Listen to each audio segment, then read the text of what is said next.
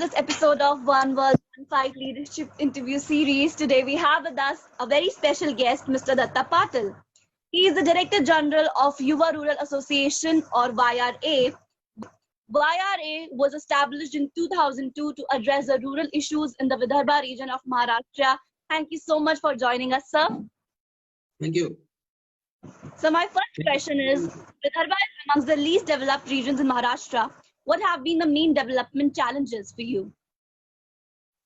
See, yes, it is true that Vidarbha is least developed region in Maharashtra, and there are many reasons behind it. Maybe I, as a person having a sociological background, I can interpret my observations.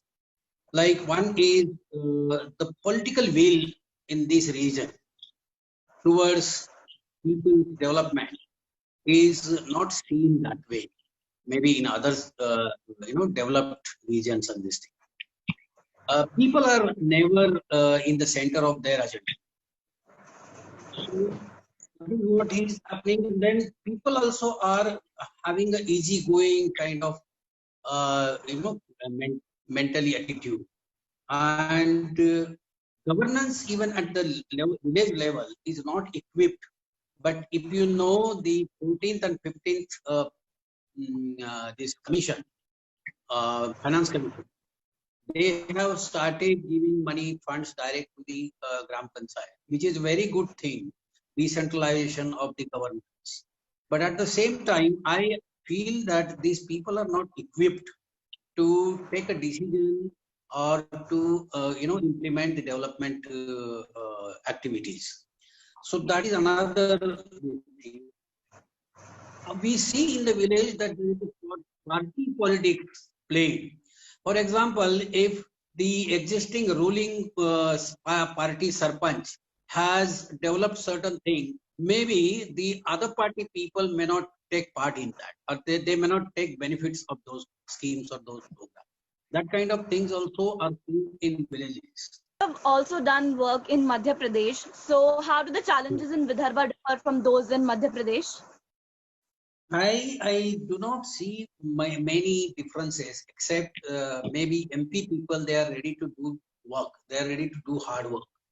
Whereas Vidarbha, as I explained you, that because they have a more exposure of the external world, sometimes it is seen that they don't come forward to do the work.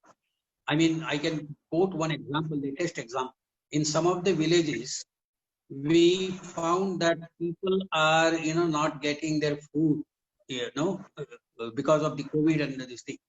And so, of course, naturally, we distributed some food packets and all.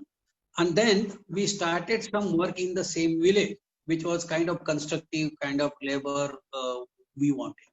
And then we said that these are the laborers, those who have come from, say, place like Mumbai, Pune, and they do not have work. So why not we engage them in the work?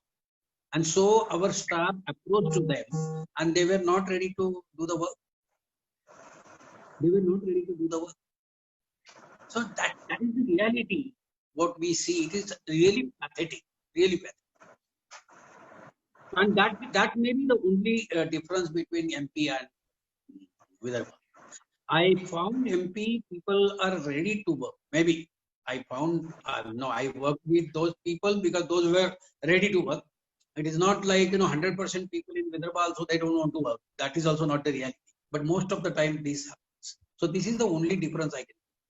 Changed during the COVID-19 pandemic? Yeah. That is what I said, that people are basically expecting everything on free. And that schools are not open. If they do not get proper education and proper, engagement in a whole day, maybe they will, be attracted towards some antisocial right from the childhood and this thing. Of course, their rights as a child also may be, not taken care of. That is the fear. Youth also are becoming directionless, and it is again fear that they may get attracted towards anti-social activities.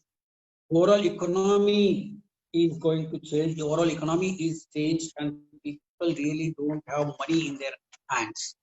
And it will go further more as losing the hopes by the men folks. How do you see the long-term impacts of this pandemic in Vidarbha and Madhya Pradesh? Yeah. The long-term impact I see is one is poverty is going to definitely increase. Number of poor people also will increase.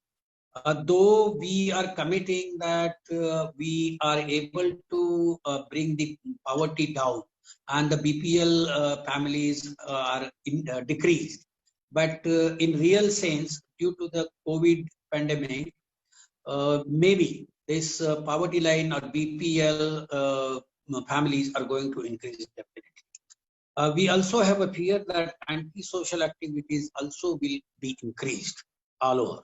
We are getting experiences in Nagpur also, and as you open the newspaper and then you find minimum 4 to 5 such cases in place like Nagpur city. Farmer suicide also may get increased. Overall agriculture produce is going to decrease overall due to both the climate change and the dry spells and rain and everything, as also the pandemic results. And exploitation at all level is going to increase, because we find that the exploitation on the basis of caste, gender, urban and rural, that is going on. And the one thing is that the burden of women is going to increase because of this. Yeah. What would be your advice for other NGOs be? Other NGOs also on the same line, they should do the review. They should do the review of the approaches and the practices they have adopted, whether those will work or will not work.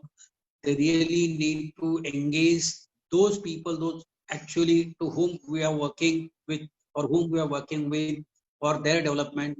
We will have to engage them as a first stakeholder, and then we have to give that responsibility to them, and then we will have to facilitate, take the role of facilitator or trainer or whatever.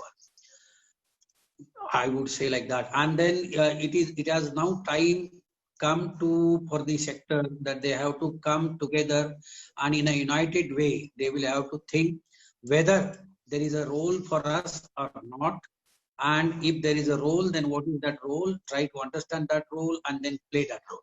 And I will definitely say, even if whatever role we will be taking up, we will have to work closely with the government, because government is the bigger one. So we will have to work with them. Not we will have to work as a parallel kind of structure, but we will have to work with them. We will have to use the government money, government spending for that. That is the message I will give to the sector. Yeah. Thank you so much for joining us, sir. This was it for today's interview. We had a very good time. We had a very good conversation with you. Thank you so much, sir, for joining us. Thank you very much.